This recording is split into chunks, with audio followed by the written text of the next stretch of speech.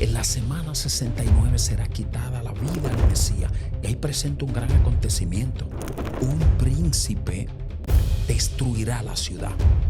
En el año 70, el endemoniado, yo le voy a poner ese calificativo, el endemoniado emperador romano, Tito Flavio, destruyó el templo y destruyó la ciudad de Jerusalén. Impresionante. Espérese, pastor, que estoy con cucharita. Esto está más hondo de lo que yo pensaba. La Biblia, ahí Daniel está hablando del mismo Tito Flavio. Ese es el príncipe que va a aparecer ahí. Amén, ese Tito Flavio. Wow. En el 70, ahí dice, un príncipe destruirá la ciudad y el lugar santo. Ahí se cumple, ahí está el segundo cumplimiento de la abominación desoladora que habló Daniel en el 11:31 y que la confirma Cristo. Cuando Cristo dice, cuando veáis la abominación desoladora que habló el profeta Daniel. Esta profecía tiene 3 cumplimientos, pastor.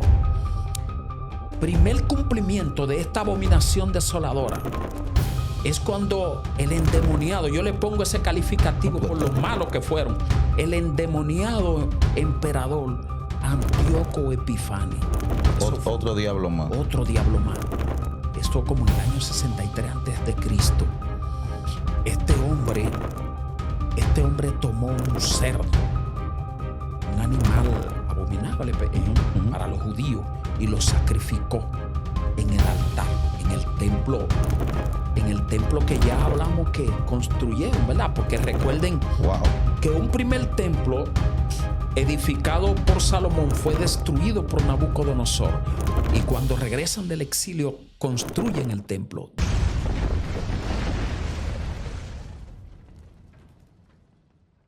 Que la gracia del Eterno sea sobre usted hoy, mañana y siempre. Que su gracia y su infinita misericordia lo esté cubriendo a cada uno de ustedes. Y este programa que le está dando la vuelta al mundo y está siendo de gran bendición y edificación para cada uno de ustedes. Hoy tengo un invitado muy especial.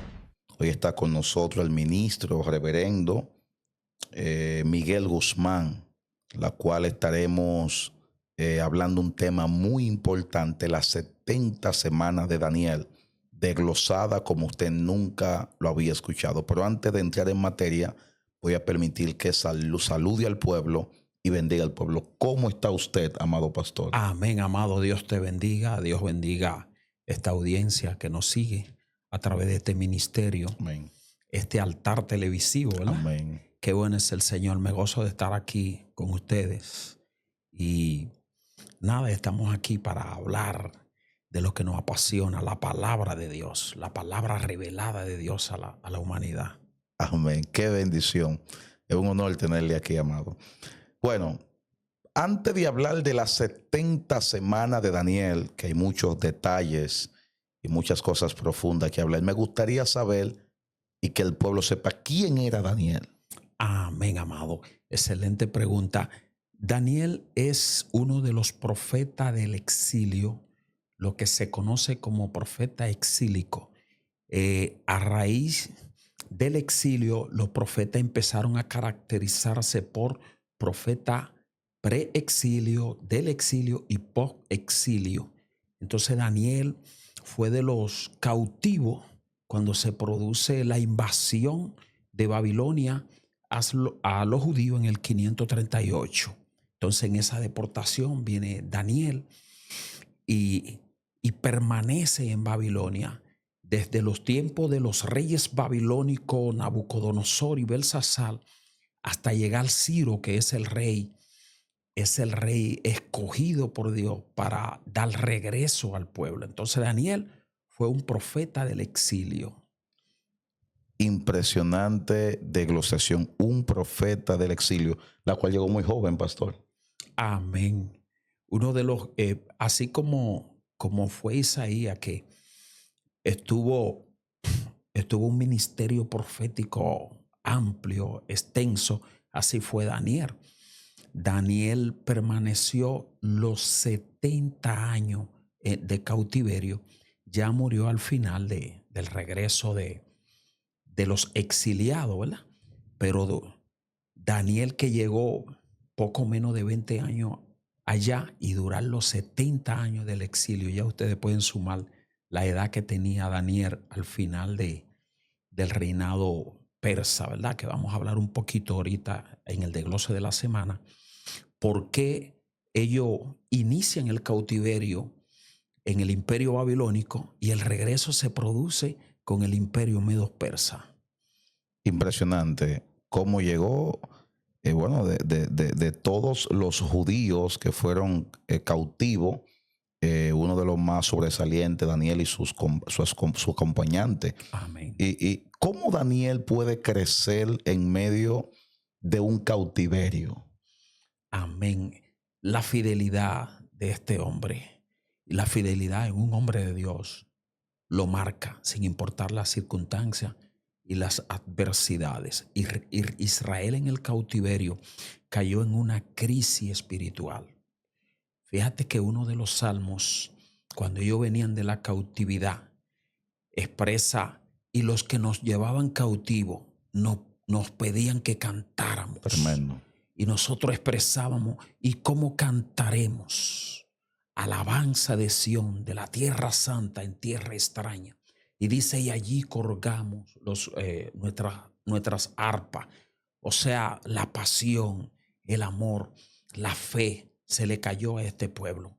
Pero hay algo muy importante. Por eso al final del cautiverio, cuando se produce el regreso, solo una minoría regresa. Y Dios tiene que despertar los líderes, porque el hombre y la mujer de asignación siempre está despierto. Aunque el pueblo esté pasando por dificultad, hay un hombre que está llorando en la madrugada.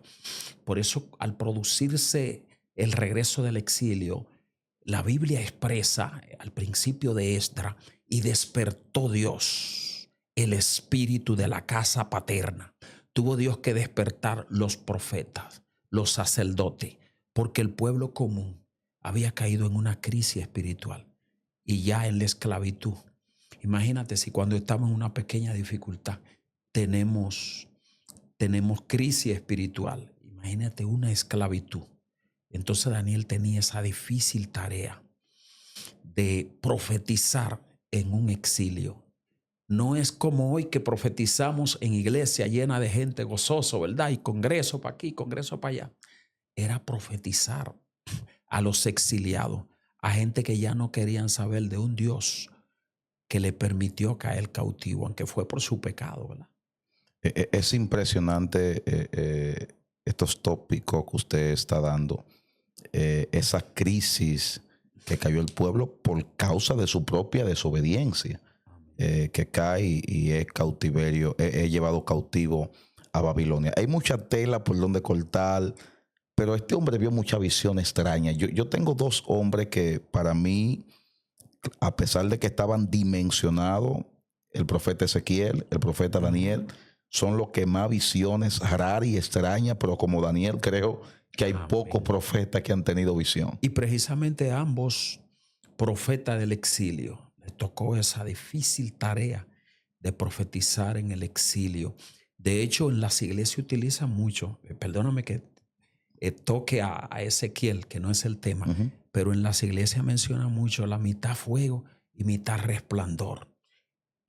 Pero nosotros como predicadores lo presentamos como una gloria, ¿verdad? Como el advenimiento de una gloria, pero mitad fuego y mitad resplandor que presenta el profeta Ezequiel, ¿verdad?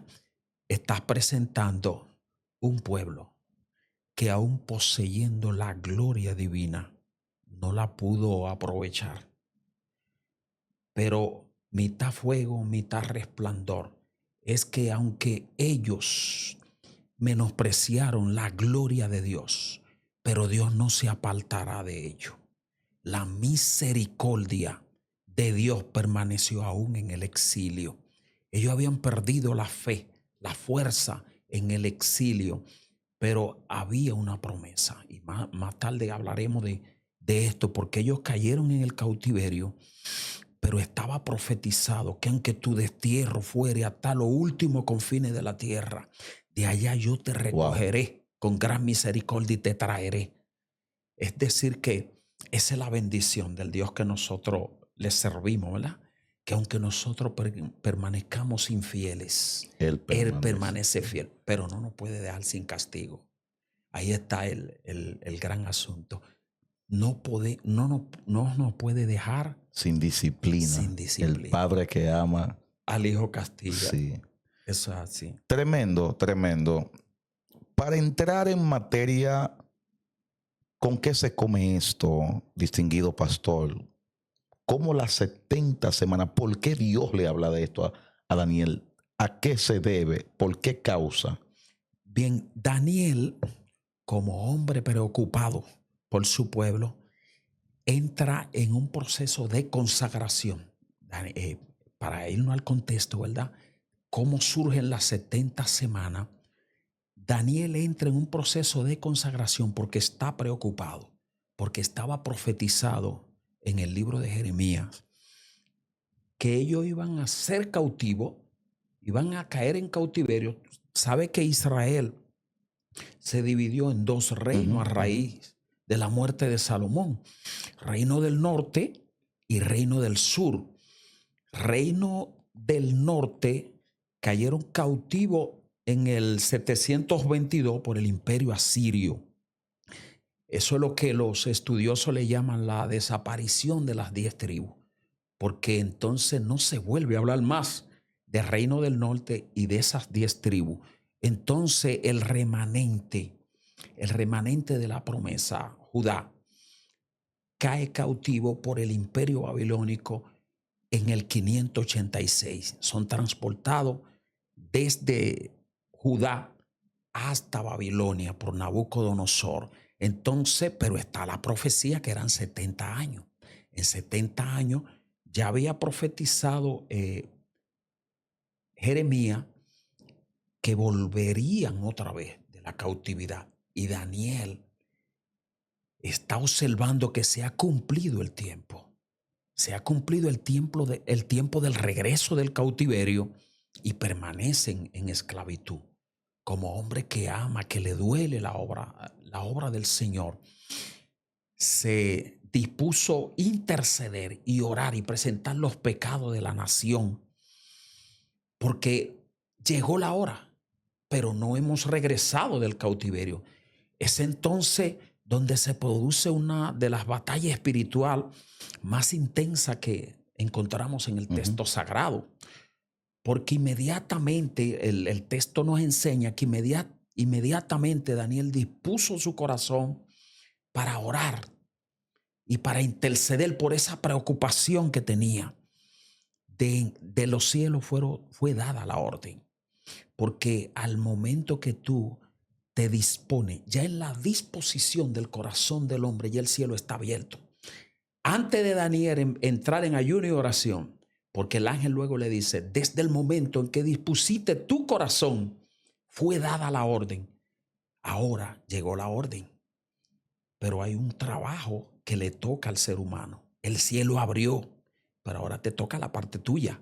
Entonces Daniel insistió, porque había una oposición en los aires, porque sabía Satanás lo que Daniel iba a recibir en esta profecía de las 70 semanas. Esta es una de las profecías mesiánicas más importantes de todo el texto sagrado. Esta profecía empezó en cumplimiento desde aquello tiempo y todavía hoy en día estamos esperando el último cumplimiento de esta profecía de las 70 semanas. Satanás sabía lo que el ángel traía a Daniel. Por eso hubo la oposición de 21 días en el aire. Pero Daniel siguió insistiendo porque tenía un objetivo. A veces nos cansamos, ¿verdad? Sin lograr el objetivo. Si usted no ha logrado el objetivo, tiene que seguir insistiendo hasta ver los resultados. Entonces Daniel, pidiendo confirmación, pidiendo respuesta del cautiverio, que no habíamos regresado del cautiverio, estamos aquí esclavos todavía. ¿Y qué pasa? Hay una profecía aquí en el libro de Jeremías de que debíamos ya regresar del cautiverio. Entonces, pudiéramos decir que el contexto en que Daniel se encuentra, ¿verdad? El contexto en que se encuentra Daniel, cautivo en Babilonia, del imperio babilónico, Daniel orando por su pueblo, ahí entonces recibe esta revelación, lo que hoy entendemos como las 70 semanas de Daniel. Están plasmadas en el texto sagrado en Daniel, capítulo 9 hasta el 27. Ahí entonces vamos a hablar de esta parte, ¿verdad?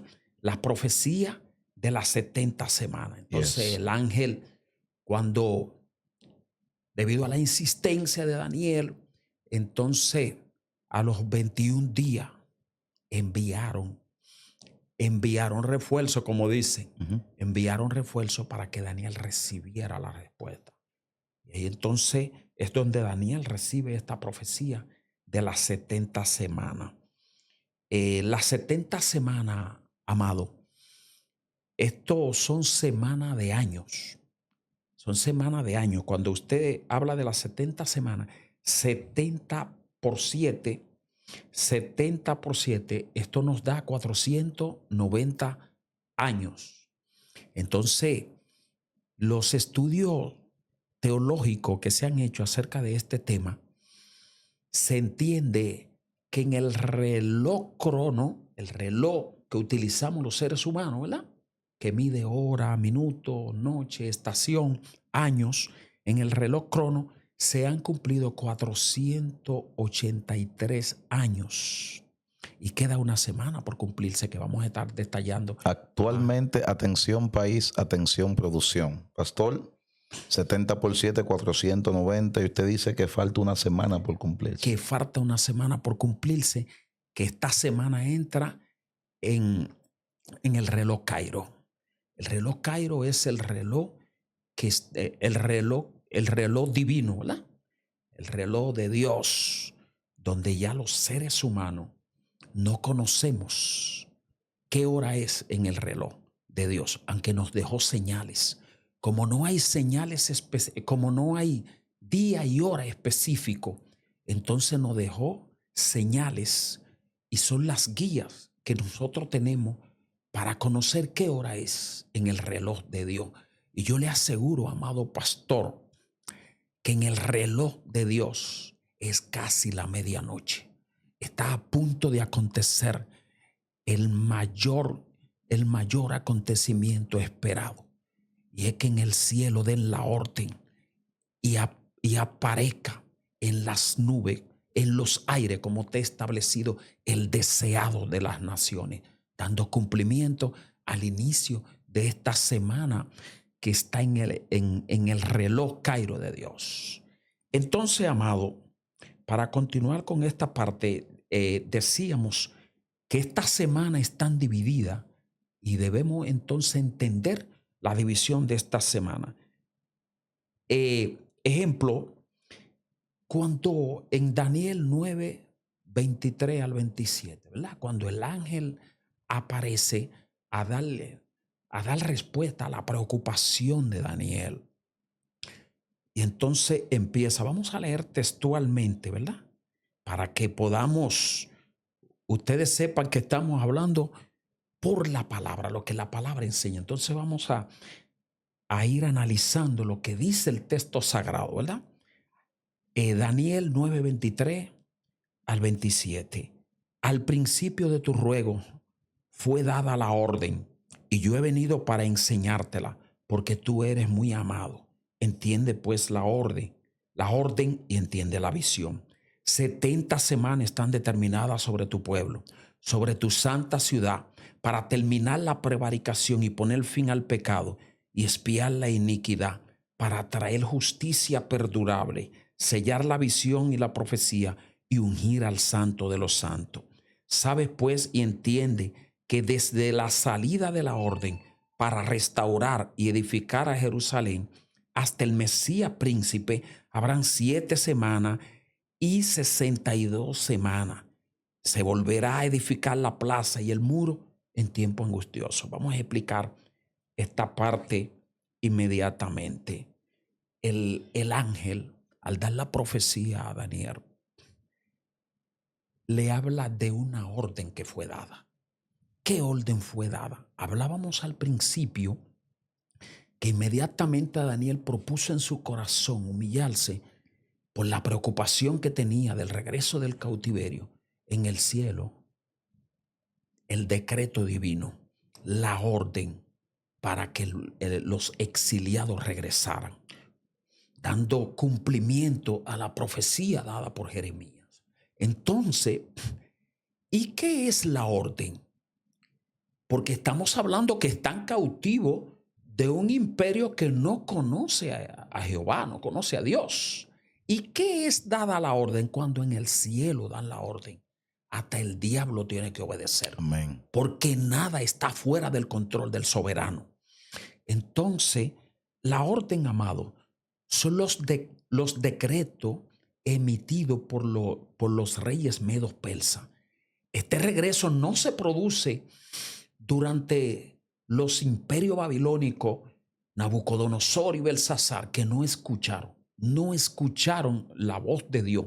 De hecho, Nabucodonosor, ustedes conocen lo engreído, lo altanero que era, y esta no es la gran Babilonia que he creado con mi propia fuerza. Y su hijo continuó el mismo engreimiento, a tal punto que tomó los utensilios sagrados del pueblo judío para hacer fiesta con su concubina.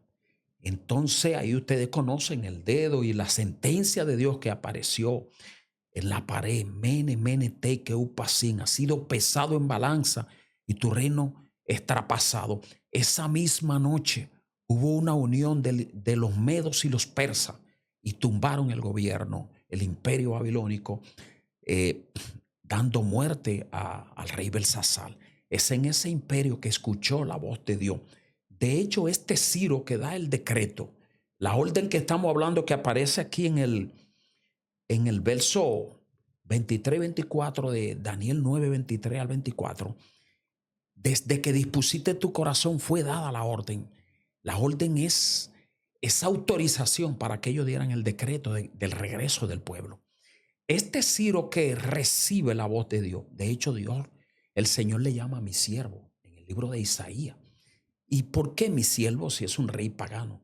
Siervo es aquel que escucha a Dios, que obedece a Dios. Entonces, 150 años antes de su nacimiento de Ciro, ya estaba la profecía. Daniel profetiza en el año 700 antes de Cristo, y 150 años después se produce este hecho de la entrada del imperio medo-persa y la destrucción del imperio babilónico. Entonces, 150 años antes de su nacimiento, ya Dios tenía escogido a Ciro. Y Ciro se levanta y dice: los que son de Jerusalén,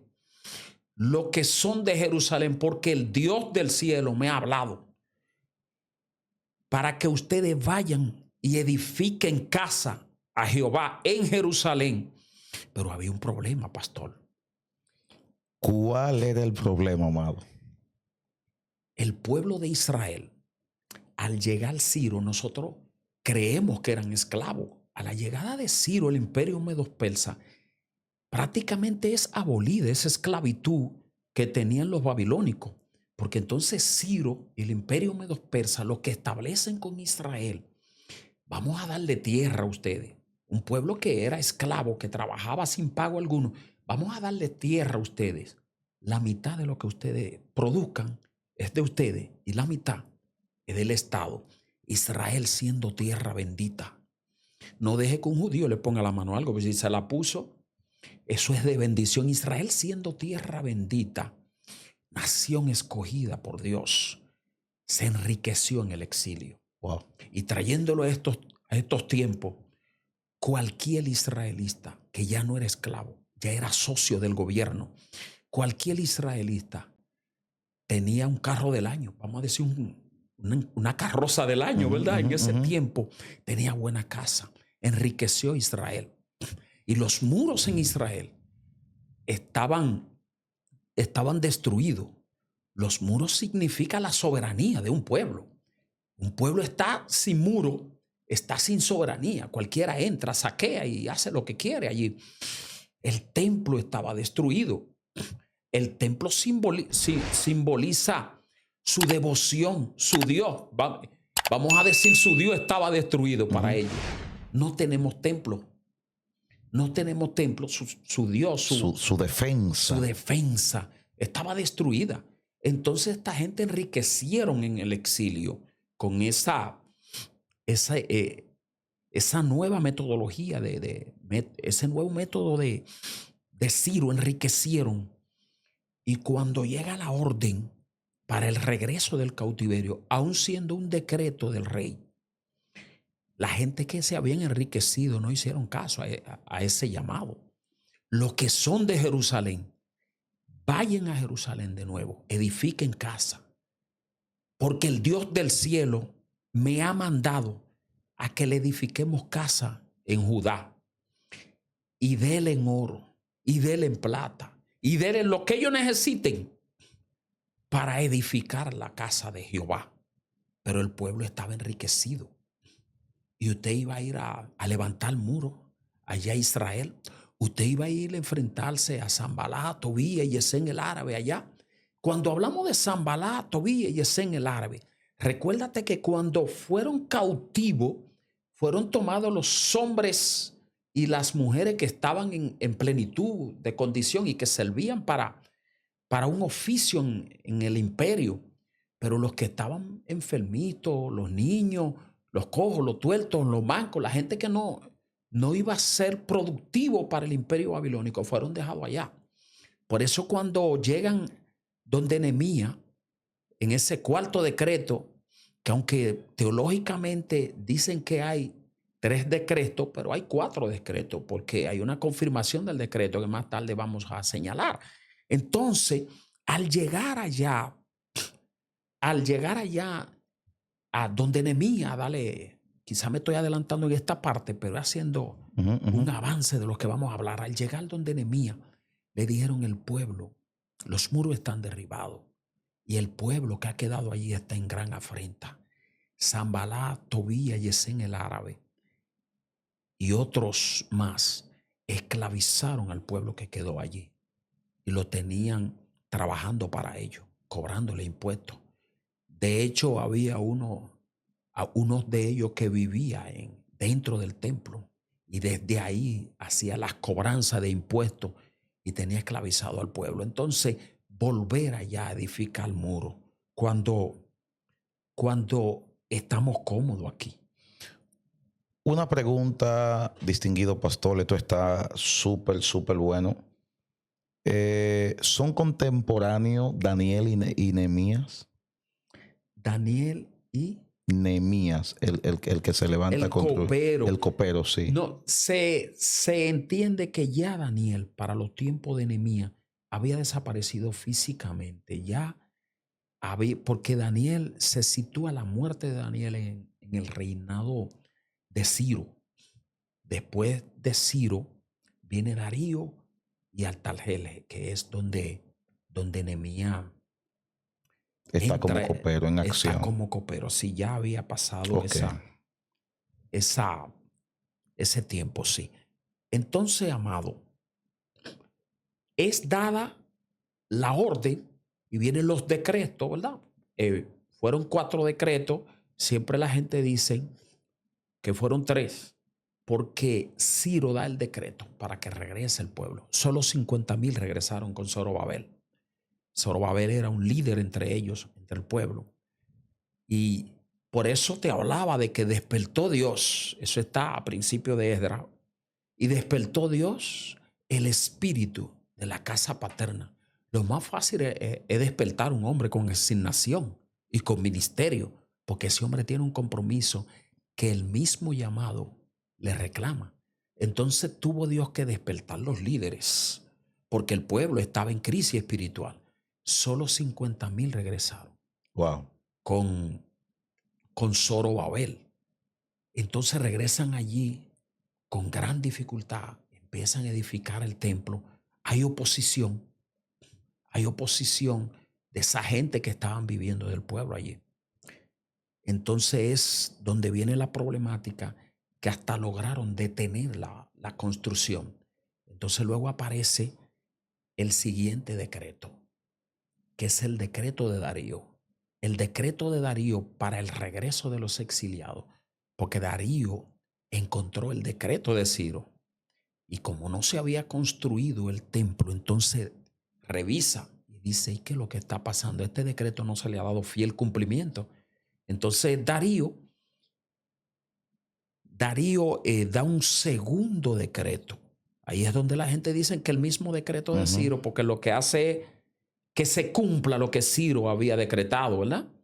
Entonces es donde viene 50 años después un segundo regreso de exiliados judíos, 50,000 más. Wow. Ya habían venido 100, pero te estoy hablando de más de 2 millones de judíos que ya habitaban para ese entonces. Entonces, amado, se produce con Darío el segundo decreto, ¿verdad? Luego entonces viene el tercer decreto, que es el decreto de Artajerjes. En este decreto ya habían edificado el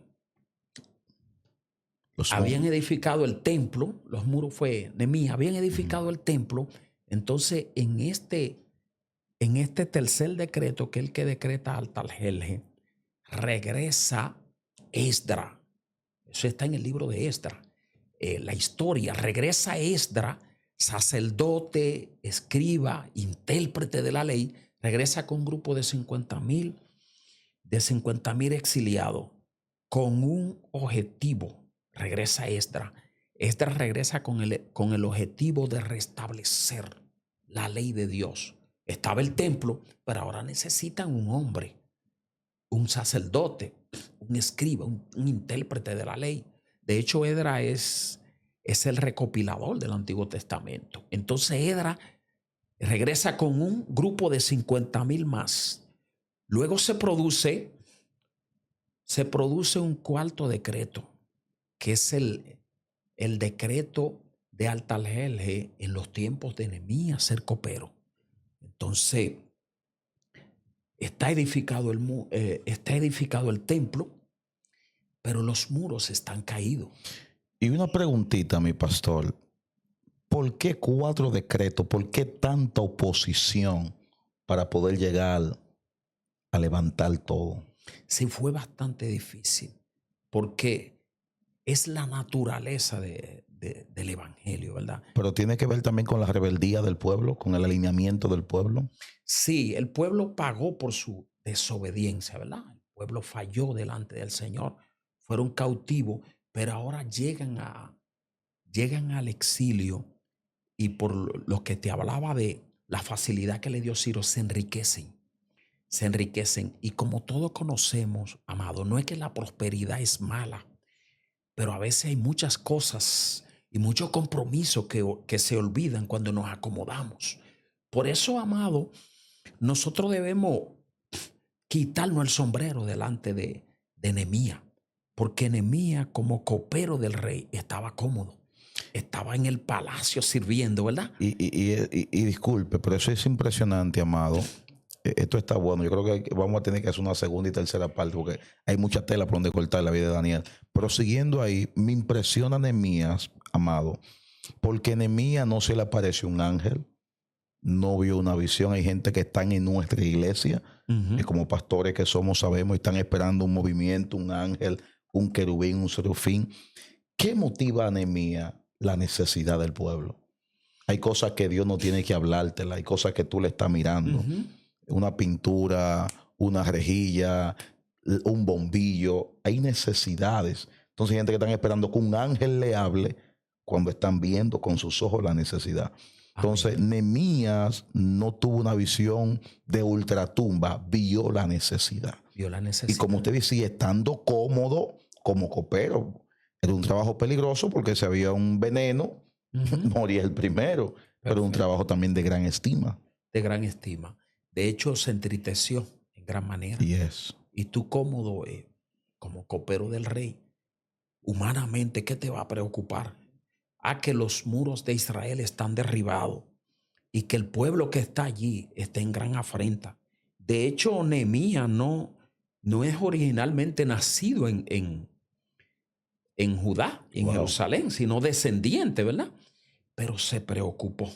O sea, que Jeremías prácticamente nació en el exilio, en tierra extraña. Amén. Pero con esa fidelidad Wow. a sus raíces, al Dios de su padre.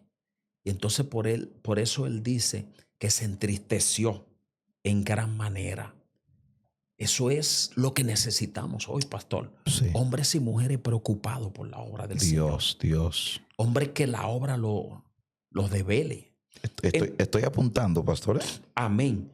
Entonces, amado, ahí ocurren los decretos. El pueblo regresa, solamente 150,000 judíos en los 3 regresos, ¿verdad? El pueblo regresa.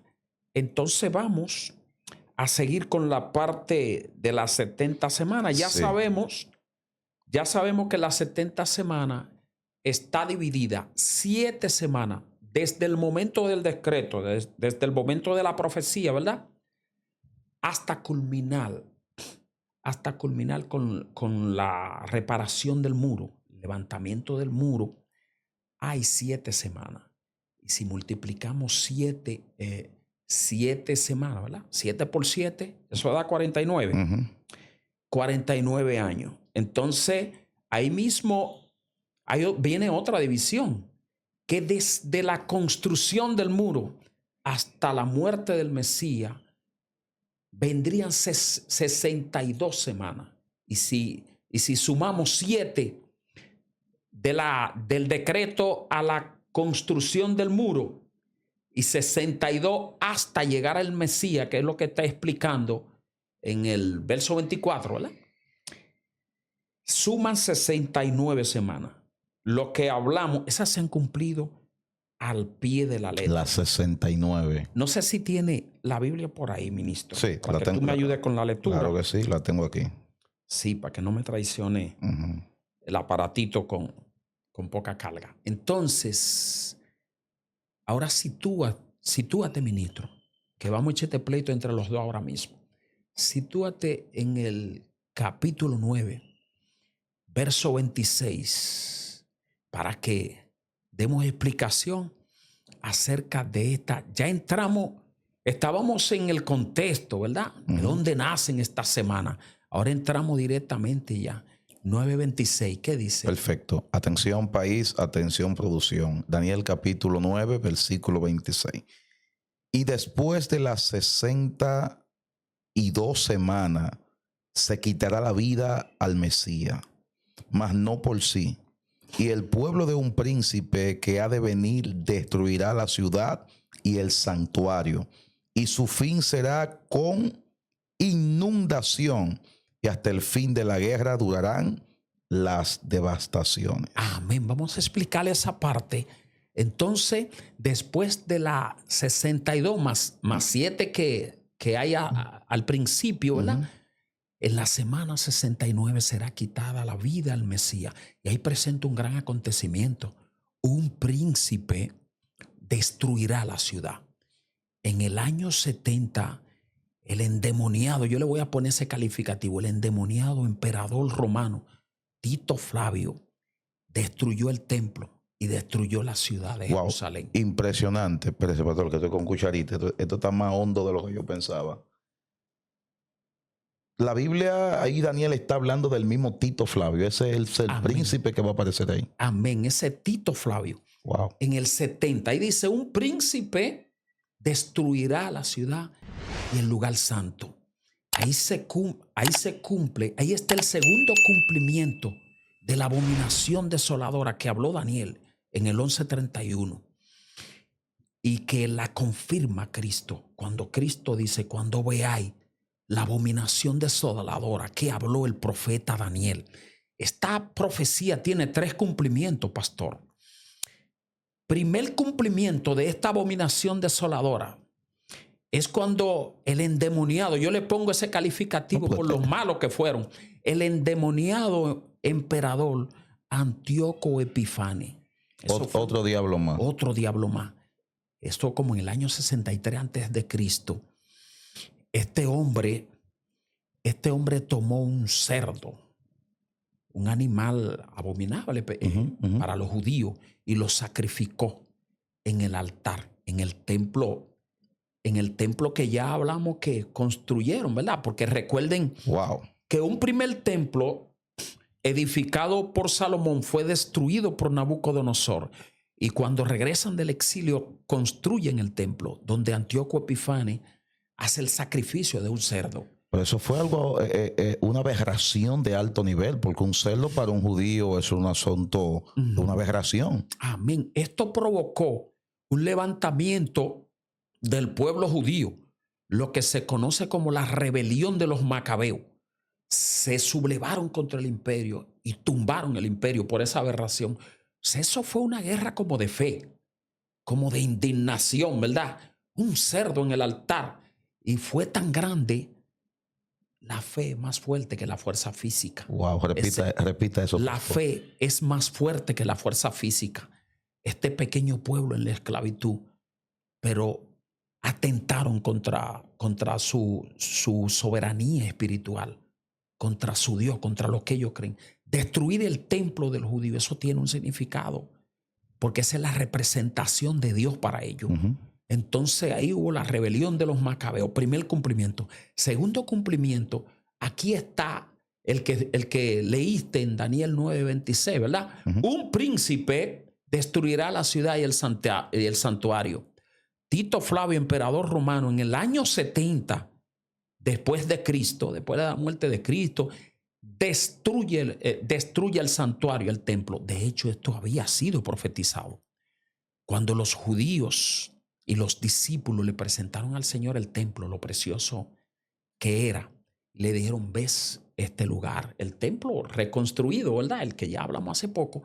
Ves este templo, lo precioso, lo lindo que se ve. Ahí Jesús le da la profecía. No quedará piedra sobre piedra que no sea derribada. En el 70 destruyen el templo y cada piedra fue demolida, porque eso tenía oro por dentro. La piedra fue demolida, machacada, buscando la riqueza del templo.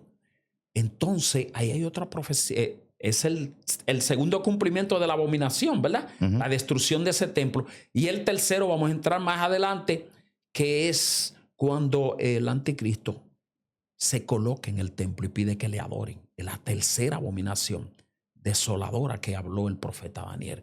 Entonces, pero ahí te presenta otra profecía, que es la inundación y la desbatación. Sí. Léemelo otra vez, pastor. Perfecto, claro que sí.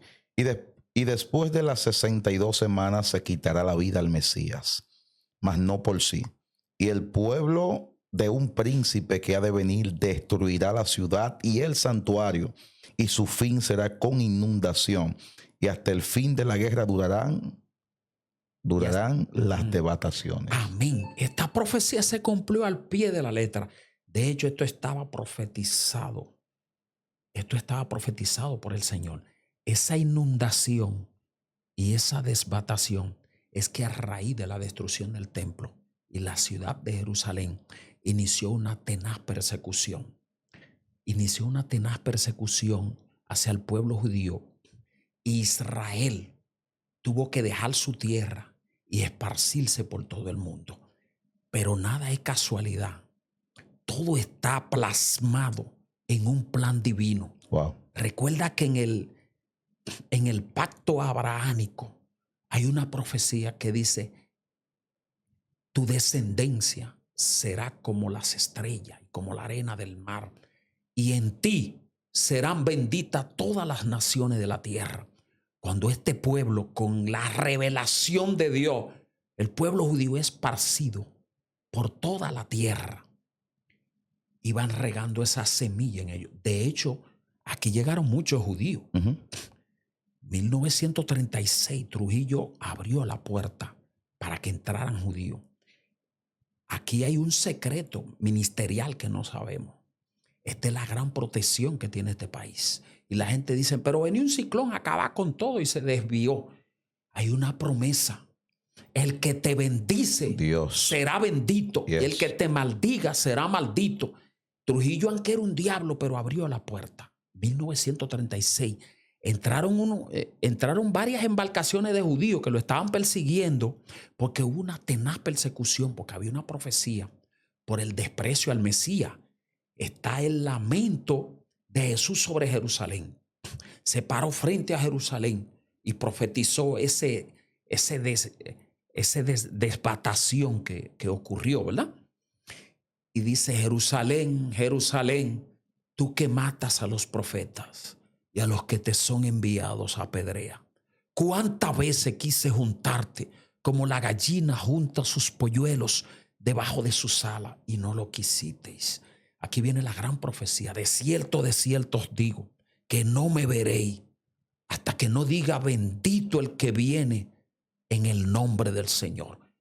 Entonces ahí hay una profecía donde el Señor dice: y hoy tu casa es dejada desierta. Hubo una profecía a raíz de esa persecución, primera persecución del emperador Tito Flavio. No vamos a entrar en la persecución porque ese sería otro tema. Primera persecución, pero Israel es desterrado de su tierra. 2000 años estuvieron fuera de su tierra, sin gobierno, sin soberanía, sin tierra, esparcido por 2000 años, pastor. 2000 años. Entonces esa profecía se cumple al pie de la letra. Ahí te habla que eso sería hasta el fin de la guerra. Léelo otra vez, pastor, en el final del 26. Claro que sí. Y su fin será con inundación, y hasta el fin de la guerra durarán las devastaciones. Amén. Eso al pie de la letra se cumplió esa profecía. De hecho, hay uno de los profetas que habló de los 2 días de Dios. De los 2 días de Dios. Los 2 días de Dios. Donde él pronuncia: por 2 días estaré enojado, pero al tercer día te recogeré con gran misericordia. Y vamos a hablar de eso más adelante, quizá en una segunda oportunidad, porque esto de los 2 días también tiene muchas cosas que explicar. Y entonces se nos irían las 70 semanas. Entonces, al cumplirse los 2000 años de destierro que estaban establecidos de que este pueblo, hoy tu casa es dejada desierta. Eso estaba profetizado por Jesús. Entonces este pueblo se esparció por toda la tierra. Por ahí, por Puerto Plata, entraron y le dieron albergue. Y Trujillo pidió que le dieran tierra. Y se produjo una cosecha de banana, plátano, yuca, que eso no tenía nombre. Porque tierra bendita, el judío, donde quiera que pone la mano. Si no, pregúntale a José. Llegó a la casa de Potifar y a todo lo que tocaba. Judío, amado. Prosperaba. Esa gente tiene una promesa de bendición. Entonces enriquecieron toda esa zona.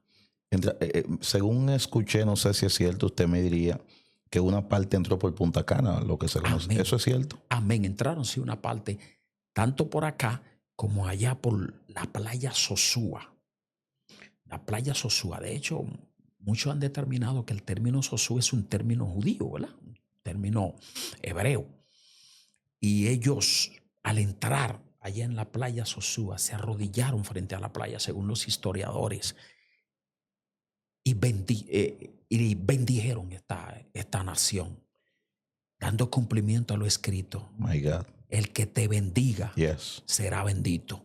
Entonces, amado, esta profecía se cumple al pie de la letra, que esta persecución será hasta el fin de la guerra. Cuando termina la Segunda Guerra Mundial, 1946-48, estos son los años que termina la Segunda Guerra Mundial, pero en el 1947 la ONU declara que Israel tiene que volver a su tierra, porque se habían cumplido los 2 días de Dios, los 2 años de destierro, y estaba determinado en las profecías: si ustedes me fallan, yo lo entregaré en manos de las naciones, pero si ustedes se arrepienten, yo lo volveré a traer, aunque su destierro fuere hasta los últimos confines de la tierra, de allá lo traeré.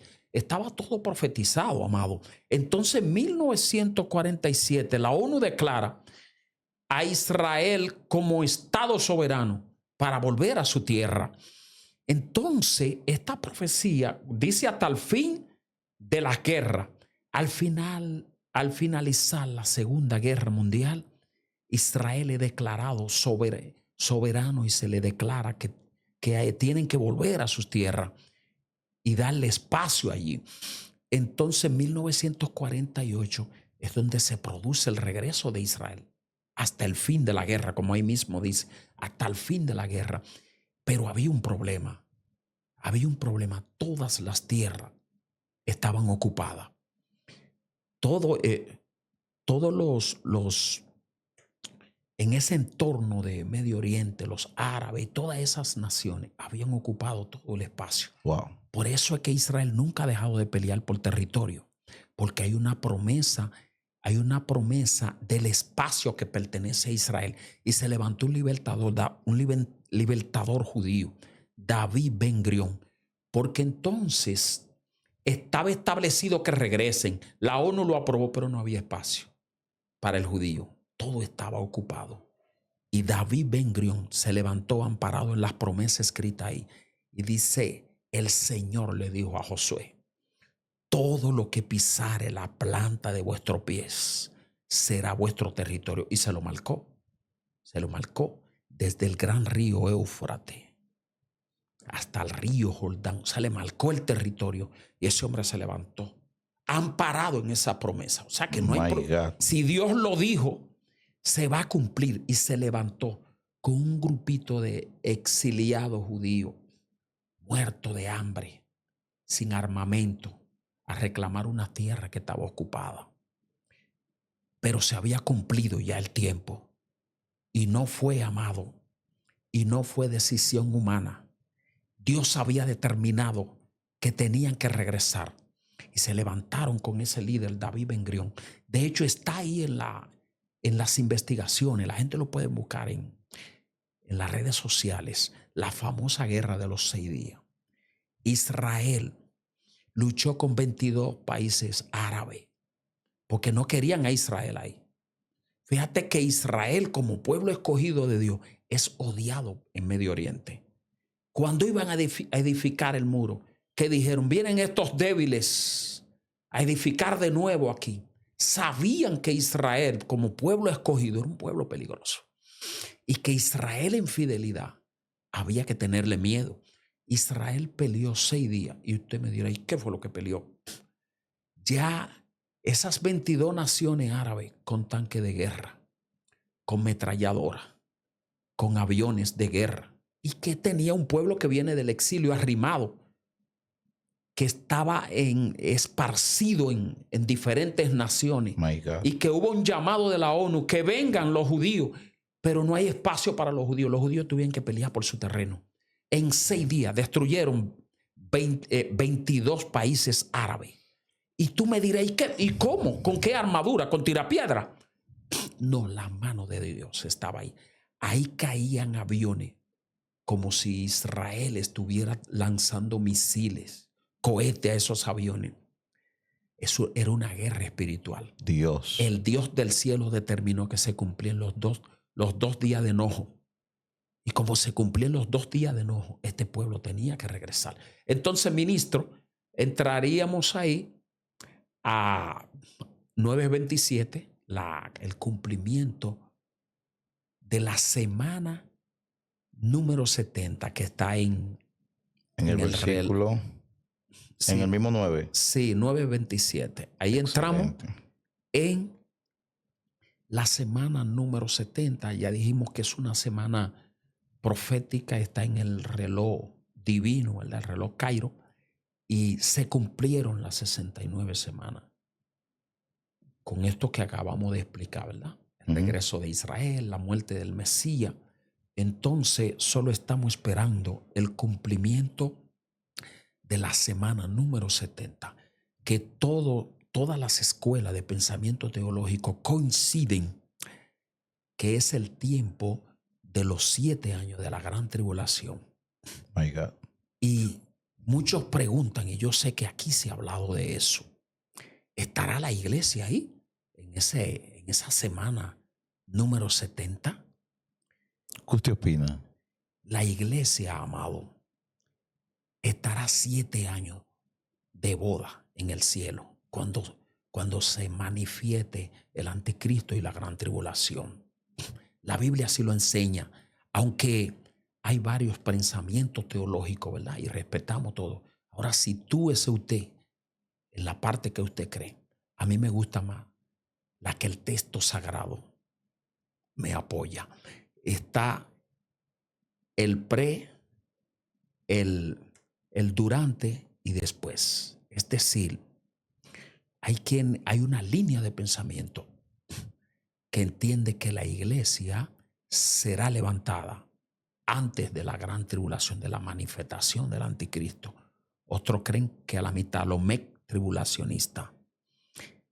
Y otros piensan que después de la gran tribulación. Todo es una confusión y una falta de interpretación de la real revelación del texto sagrado. Porque hay 2 eventos de la venida del Señor y se confunde muchas veces con uno, ¿verdad? Eso tendríamos ya que entrar en otro tema. Pero hay 2 eventos. Está el arrebatamiento de la iglesia del Señor, donde Hay mucha tela por donde cortar con el tema del arrebatamiento. amén. Me gustaría que más adelante hablemos de... Hay muchos temas que vamos a seguir hablando. Si se nos va un programa más hablando del arrebatamiento por causa de estas 3 líneas de pensamiento, son 3 líneas de pensamiento teológico, 3 escuelas de pensamiento que enseñan cada uno con su creencia, ¿verdad? Pero déjemelo ahí, porque vamos a hablar más adelante en otra. Hay mucha tela por donde cortar. Entonces, amado, ocurre ya en las 70 semanas la manifestación del anticristo. Ahí hay un pasaje bíblico, de ahí del verso 27. Lo tengo acá. Del pacto. Háblame, léeme acerca del pacto. Claro que sí. Vamos a leer. Gracias, producción. Leemos. Y por otra semana confirmaré el pacto con muchos. A la mitad de la semana hará cesar el sacrificio y la ofrenda. Después, con la muchedumbre de las abominaciones, vendrá el desolador, hasta que venga la consumación y lo que está determinado se derrame sobre el desolador. Amén. Importantísimo esto que acabamos de leer del cumplimiento de las 70 semanas. ¿Quién hará pacto con mucho? En Israel no hay un templo representativo de la nación judía. Recuérdate que Tito Flavio en el año 70 destruyó el templo construido por Zorobabel, Esdras, y no hay un templo representativo de la fe judía. Y hay ese empeño de construir un nuevo templo. Por eso la Biblia enseña claramente: de la higuera aprende la parábola. Cuando ya su rama es tan tierna y brotan sus hojas, erguío, porque el fin se acerca. En Israel se habla de la construcción de un tercer templo. Actualmente. De hecho, hay informaciones de que los planos y el lugar donde será construido ese tercer templo ya está diseñado. O sea, pastor, usted me está enseñando que esa higuera venía siendo el templo. La higuera es la representación de Israel. Donde quiera que la Biblia te habla de la higuera, te está hablando de Israel. Entonces, cuando dice de la higuera aprende la parábola, es que el reloj profético de Dios, es que debemos estar atentos a lo que está pasando en Israel.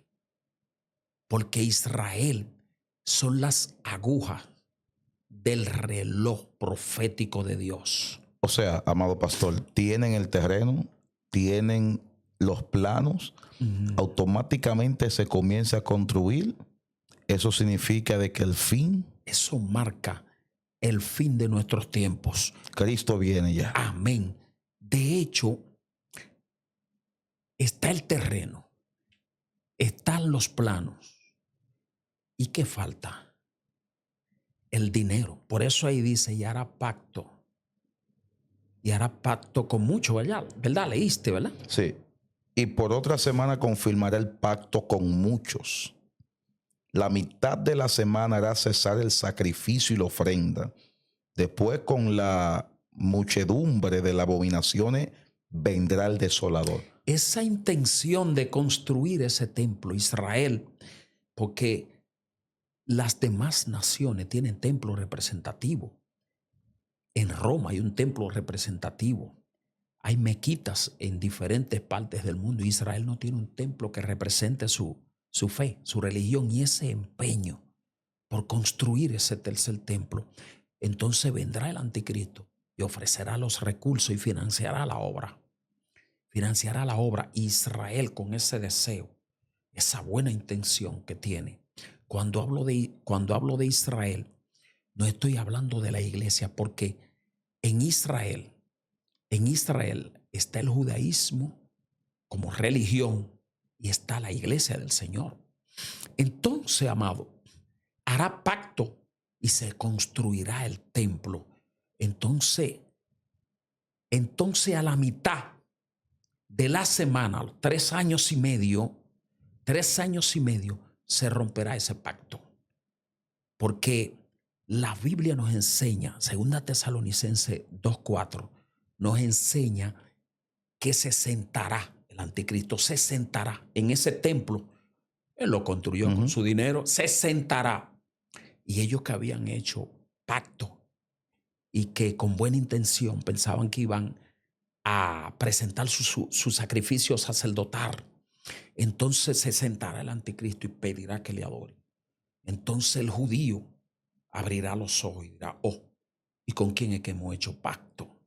Entonces ahí es donde viene el gran problema, ¿verdad? Antes de usted hablar del gran problema, amado pastor, le voy a hacer una pregunta loca.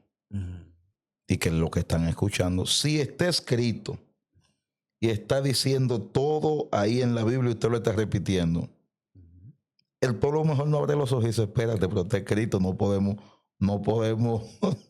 Amén. Es la terquedad del ser humano. Lo mismo que nos pasa hoy en día. La gente conoce. Ya aquí no hay ignorante. La gente conoce la verdad. La gente conoce que fuera de Dios no hay esperanza. La gente lo sabe.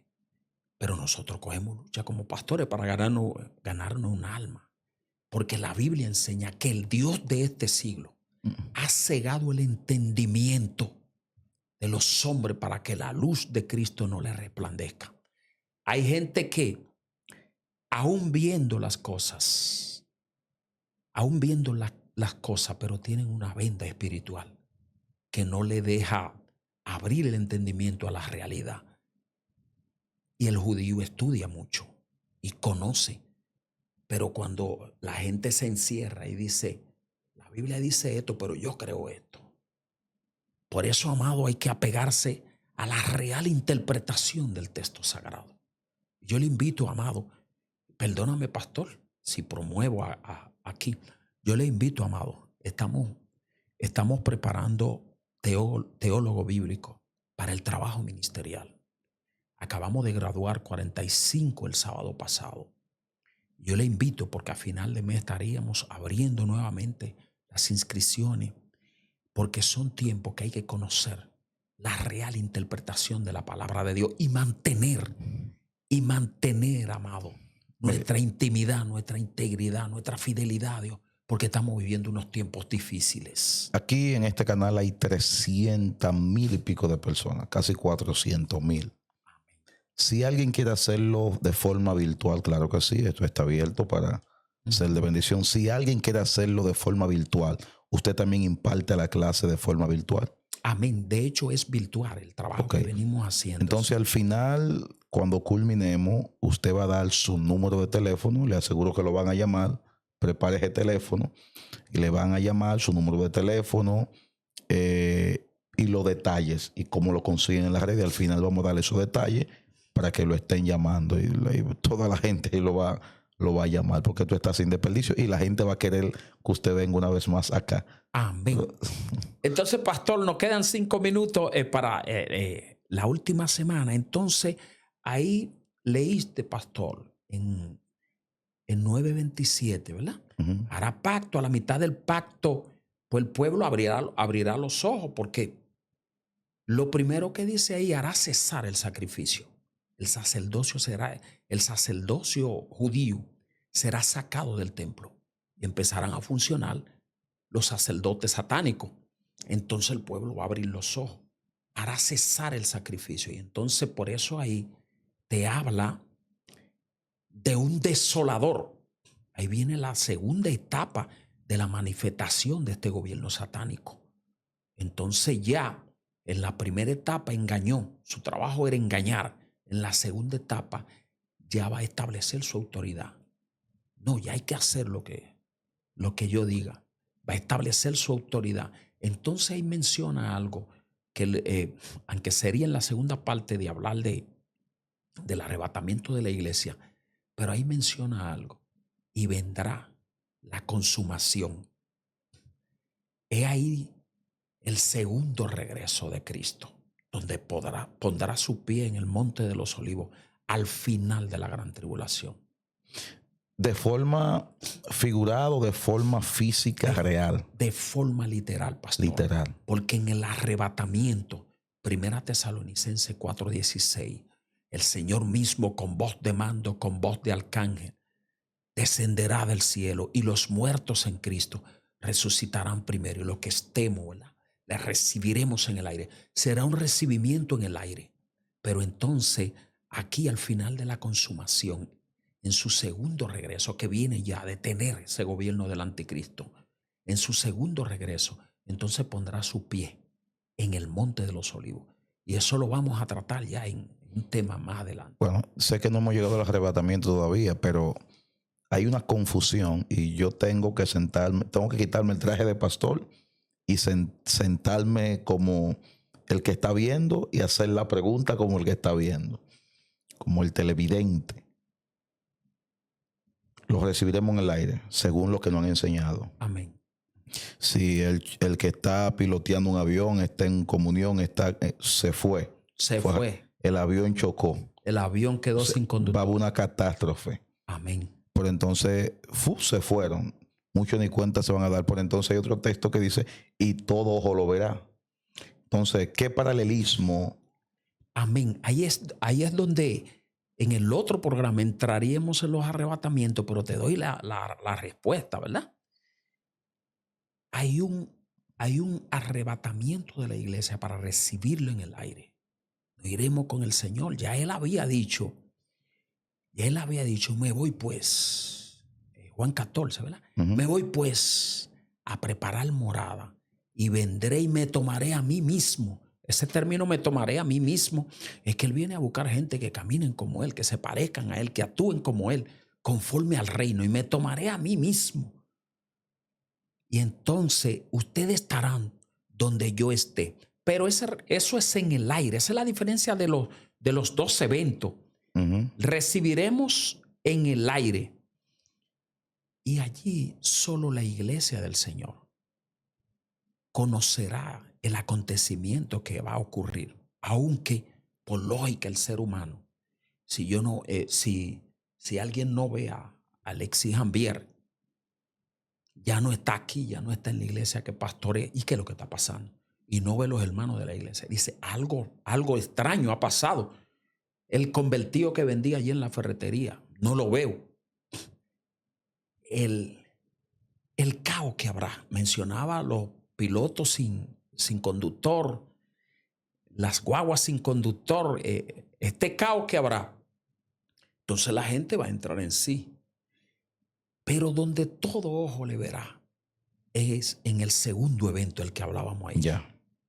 Donde pondrá su pie en el monte de los olivos. Entonces, pastor, continuaríamos ya en otra. Sí, claro que sí. 3 preguntas para ir cerrando. En otra intervención también podemos hablar de la visión del carnero y del macho cabrio. Excelente. Eso está muy fuerte. Hay mucho misterio profundo que hay que desatarlo. Amén. Hay que desatarlo. Y creo que tú hablabas al principio, pastor, que uno de los hombres que ha recibido las revelaciones más grandes, más fuertes, es Daniel. Daniel recibió revelaciones muy comprometedoras. Y de hecho vamos a hablar de esa en un próximo programa de la que estuviste mencionando. Podemos seguir en Daniel, porque eso nos conecta. Daniel es la puerta, la entrada a la escatología. Ya conocemos que la escatología es el estudio de las profecías de los últimos tiempos. El término escato, último, logía, estudio, tratado o ciencia. Entonces vamos a continuar en un próximo programa en esa parte escatológica, y siendo Daniel la puerta que abre este término escatológico. Sí, la ciencia que estudia los acontecimientos finales. Está muy bueno. Atención país, atención producción. Ahí escriba, eso está en Daniel capítulo 8, la visión del carnero y del macho cabrío. Amén. Escriba ahí que ese va a ser el próximo video y luego el arrebatamiento. Siguiente pregunta, ¿qué podemos aprender de las 70 semanas? Bueno, lo importante de estas 70 semanas, ya que hablamos de que 69 se cumplieron, es que está a punto de acontecer el cumplimiento de la semana número 70. Wow. Los acontecimientos, cuando usted se va a las señales escatológicas antes del fin, usted se dará cuenta que las señales están cumplidas y que solo esperamos el gran acontecimiento, que es el arrebatamiento de la iglesia del Señor. Lo que estamos viviendo en estos tiempos, de hecho, hablábamos de Nehemías y esa entrega y ese dolor por el pueblo en afrenta.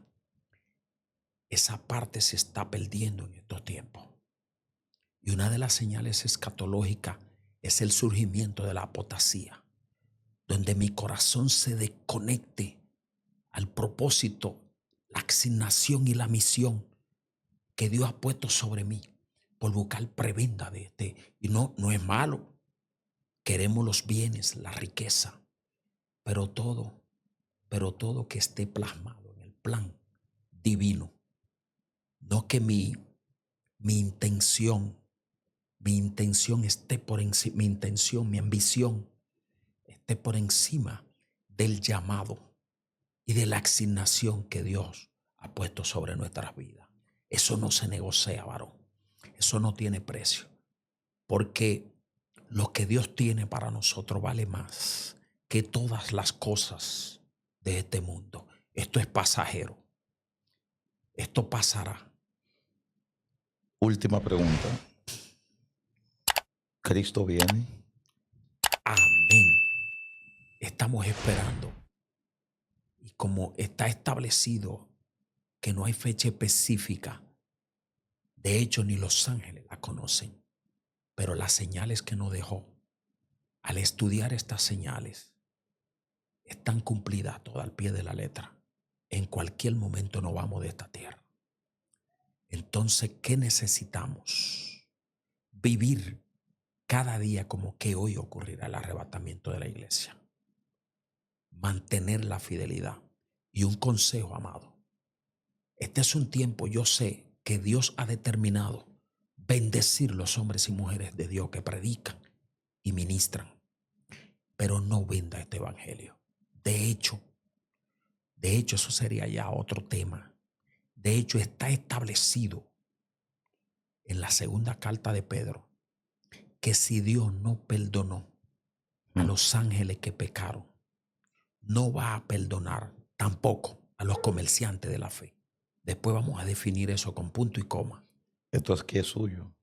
Arrecie sin miedo. Entonces, amado, esto no se vende y no necesitamos venderlo. Tu asignación ministerial, junto con tu llamado, en esa misma asignación está la bendición material que te toca a ti. No hay que vender el evangelio. No hay que decir, pastor, si usted no me da tanto, yo no voy a predicar. Y yo predico esa campaña, 10,000 pesos a 20,000 pesos. Ten cuidado, que esto no es tuyo, esto no se vende. ¿Y le ha tocado, ministro, escuchar esa expresión de algunos predicadores? Amén, lamentablemente. Ay, santo y me da Cristo. ganas de llorar. Ministro, que tú lo invitas para predicar la palabra. Y dicen, pastor, mi ofrenda son tanto. Ten cuidado. Wow. Da por gracia lo que por gracia he recibido. Dios sacó los predicadores de la catatumba para bendecirlo en esta época. No hay que vender la palabra. Ya tu asignación trae el cheque pegado. Ya el tiempo de la catatumba, ellos fueron la semilla que se sembró para que nosotros hoy estuviéramos disfrutando. Llegó el tiempo en que Dios decidió bendecir los ministros. Fue mucha lucha, varón, mucha muerte para llegar hasta aquí. De hecho, 20 años atrás, el predicador iba a predicar una iglesia, tenía que llevar su pasaje, muchas veces tenía que cubrir su estadía en aquel lugar. Ya Dios decidió, eso no es el predicador, no. Dios decidió bendecir al hombre de Dios. No es necesario establecer tarifa para predicar la palabra de Dios. Da por gracia lo que por gracia has recibido. Que tu bendición el cielo la tiene como quiera. Amén. Bien, amado, ¿algo más? Sí, algo más. Queremos saber los detalles, el número de teléfono suyo o a quién hay que llamar, porque hay multitudes de personas que después de escuchar este estudio de diferentes partes del mundo, imagínense, a mí me llaman hasta de Israel, imagínense ustedes, de Pakistán. Amén. Entonces, ¿cómo se comunican con usted? ¿Cuál es el monto para el estudio? O no sé si lo dan después que llame. Esa es su cámara. De esas informaciones que son de gran importancia, porque yo creo que hay que estudiar, hay que prepararse pro estudio, pro familia.